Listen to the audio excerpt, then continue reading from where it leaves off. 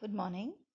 In this video, we'll continue with the chapter The Black Aeroplane. That is on page number 37 of your English Literature Reader, First Flight. So, in the previous video, we did read that Frederick Forsyth, he's describing his experience when he is stuck in the storm. So, there were huge and dark clouds and there was very little fuel that was left in the last tank. But he wished to meet his family, so he flew to London rather than flying back to Paris. So, thus he headed the plane in the storm. So, today we'll continue from the last paragraph on page number 37. So, I'll explain you the difficult words and I'll explain you paragraph wise. So let's start. Inside the clouds, everything was suddenly black. It was impossible to see anything outside the aeroplane. The old aeroplane jumped and twisted in the air. I looked at the compass. I could not believe my eyes. The compass was turning round and round and round. It was dead. It would not work. The other instruments were suddenly dead too. I tried the radio. So now in this, it is given that it was dark because of storm and nothing was visible outside the plane. So it was the black clouds.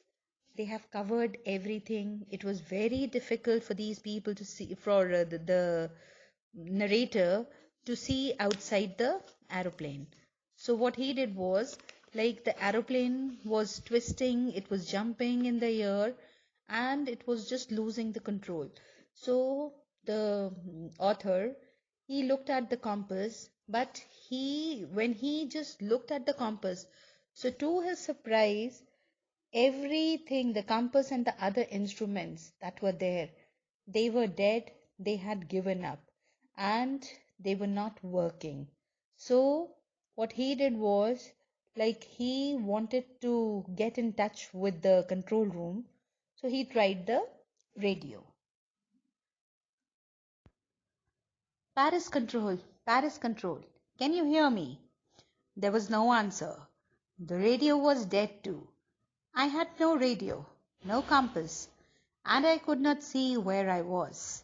I was lost in the storm. Then, in the black clouds quite near me, I saw another aeroplane. It had no lights on its wing, but I could see it flying next to me through the storm. I could see the pilot's face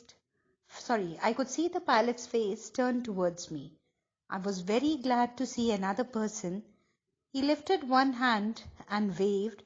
Follow me, he was saying. Follow me.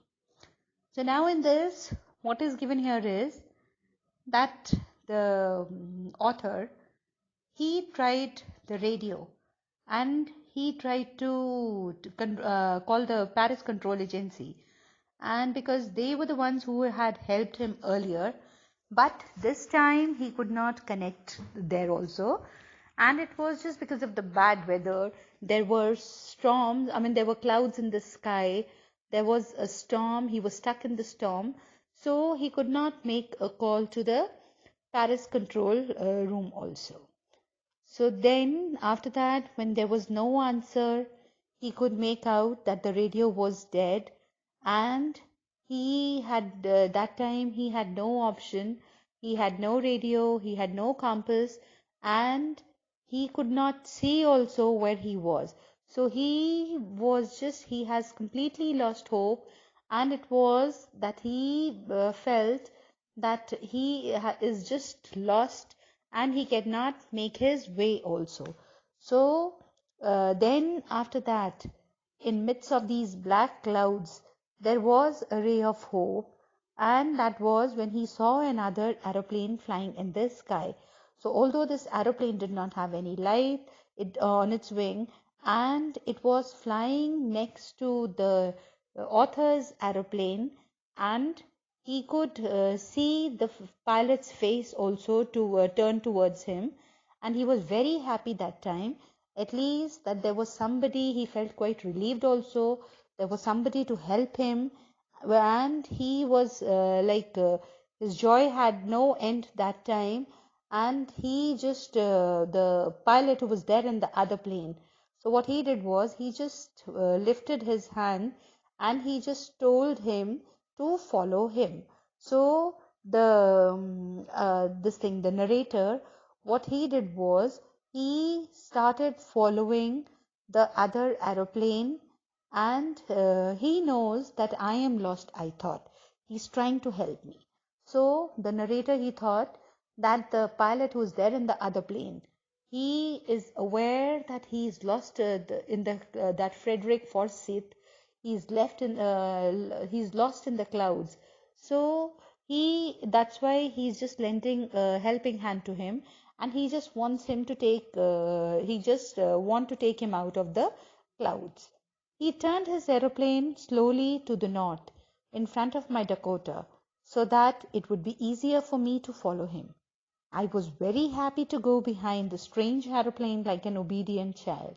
So the other pilot, what he did was he took his plane ahead of the lost aeroplane, and it became quite easier for the narrator to follow, and he started following him, and he did it like an obedient child. And whatever like wherever the other aeroplane was going, the narrator was following it like an obedient child. After half an hour, the strange black aeroplane was still there in front of me in the clouds.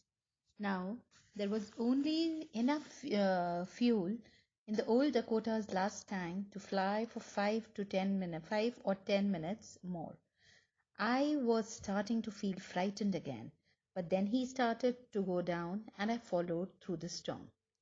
So now in this, what is given here is, in this now it is given that the for half an hour, this black aeroplane, it was there in front of the Dakota, and the narrator, he was just following him like an obedient child. And he was like panicking also, because there was a very little fuel that was left, and it was that in the last tank, the fuel that was left would last only for 5 or 10 minutes. So he was quite scared that time, he was panicking that time, and he was a bit relieved when he saw that the other aeroplane, it started going down, and he just followed the other aeroplane, and he also started going down the clouds. Suddenly I came out of the clouds and saw two long straight lines of lights in front of me. It was a runway, an airport. I was safe. I turned to look for my friend in the black aeroplane, but the sky was empty. There was nothing there. The black aeroplane was gone. I could not see it anywhere. I landed and was not sorry to walk away from the old Dakota near the control tower. I went and asked a woman in the control center where I was and who the other pilot was. I wanted to say thank you. So now in this, what is given here is like when these people, they came out of the clouds. So that was the time the narrator, he saw two straight lines of lights in front of him, and then his happiness had no bound. Then what he did was, like, he could make out that he was there, like he could see the runway, he could make out that he had reached the airport, and he was quite safe. So he just turned to look for his friend who was there in the black aeroplane, but that time he could not see anything, and there was nothing that he could see. And moreover, the black aeroplane which the narrator was following, that was also not there, and it had also gone. So what he did was he just landed, and when this person landed, he just went running to the control center, and there he asked the lady about where he was and who was the other pilot who was there with him. And then after that, he said that he wanted to thank that person for helping him to come out of the black clouds, that he had lost his way. She looked at me very strangely and then laughed. Another aeroplane? Up there in the storm? No other aeroplane was flying tonight. Yours was the only one I could see on the radar. So, who helped me to arrive there safely without a compass or a radio and without any more fuel in my tanks? Who was the pilot on the strange black aeroplane flying in the storm without lights? So now what happens is, then this person, like, he wanted to thank him, and what he did was, like, he asked the lady who was there at the control center. So that lady, she looked very strangely at the narrator, and she said that there was no other aeroplane, and it is that he was the only one who was flying that day. So he says, sorry, this lady, she says that on the radar she could see only the Dakota. So then after this narrator, he was just thinking who the person in the other aeroplane was, and like this person. So what he did was, like, he wanted to thank the rescuer. He wanted to thank the person who saved him to come out of the black clouds. So this sorry, the narrator, what he did was, like, he just had arrived there, so it was a mystery for him. He wanted to know who was there to help him, and he could not solve this mystery. So it remained an unsolved mystery, and he could not make out who the person was who helped him to come out from the this situation.